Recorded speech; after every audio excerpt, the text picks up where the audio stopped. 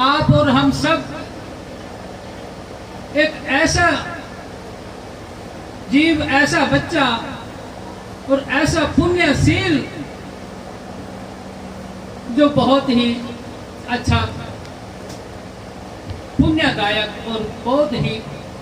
होनहार होगा, उस बच्चे के जन्म दिवस पर आप और हम सब आज भगवान वाल्मीकि जी के पावन सत्संग में जो यहाँ पर आमने सामने बैठे हैं, सन्मुख बैठे हैं सतगुरु प्यारी साध संगत जी। देखिए, सतगुरु ने ही कहा है, अभी सुनाने को तो आपके प्रचारकों ने बहुत पहले ही समय भी ले लिया और सारी बातें जीव की और कर्म की और गति की वो सारी आपने सुन ली है। और मुझे तो केवल इनके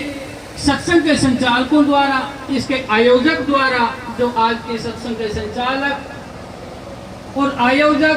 प्रायोजक व जो भी सभी सर्वे सर्वा हैं, सतपाल दानव जी। तो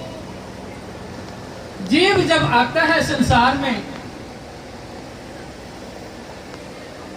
जब संसार में जीव आता है और माता पिता के पावन पवित्र गर्भ में आकर के जब हम संसार में आंख खोलते हैं, तो वो दिन, वो समय, वो मुहूर्त, वो उस परमेश्वर की कृपा से पहले से ही निश्चित होता है। अभी एक वचन और इन्होंने कहा था कि आदि और अंत, कि आदि जो है वो हमारा प्रारब्ध है। वो सार शब्द, जो रहस्य हम बहुत पहले उस परमेश्वर के द्वारा हमारे पता नहीं कितने जन्म हुए और पता नहीं हमें कितना कहां कहां पर हमारा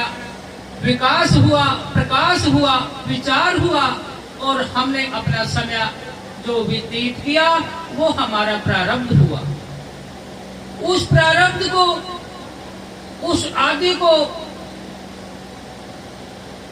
ही आदि कहा है, क्योंकि हम वहीं से आते हैं, उस परमेश्वर के शून्य से आते हैं और शून्य से आकर के जो प्रकट होकर के ये मध्य स्थान जो है और यही निवास स्थान,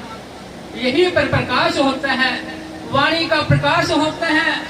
और वही परमेश्वर का जो हमारा किया हुआ प्रारब्ध है वो हमें यहाँ पर भुगतना पड़ता है। ये कर्म क्षेत्र, ये कर्म क्षेत्र और धर्म क्षेत्र, ये पुण्य क्षेत्र, ये सब क्षेत्र, ये आपके ये कर्म जो है ये संसार क्षेत्र। और इस संसार में हम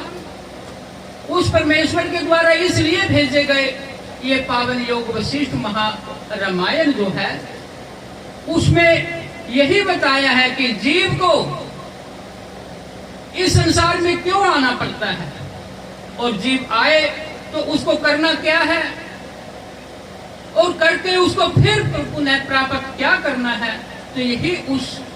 जन्म का रहस्य, कर्म का रहस्य, योग का रहस्य, अध्यात्म का रहस्य, इनको योग कहिए, रहस्य कहिए, तो ये जो सब है वो उस योग वशिष्ठ महापावन ग्रंथ का ही रहस्य है। भगवान वाल्मीकि जी,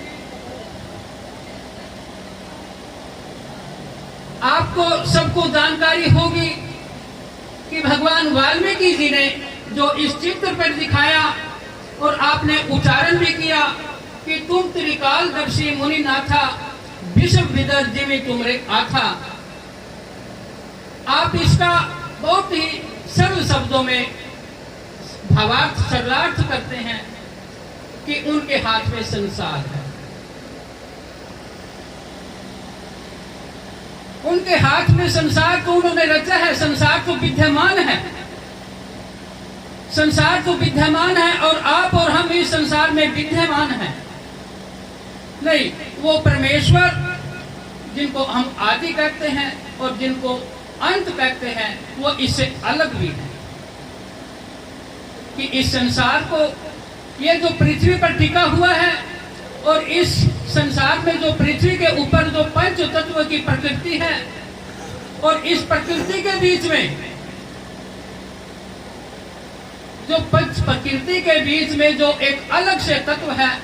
वो त्रिगुणातीत भी है, 3 गुण भी है और 3 गुणों से भी न्यारा है,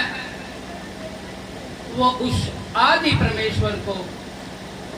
वो अपने विचार से और अपने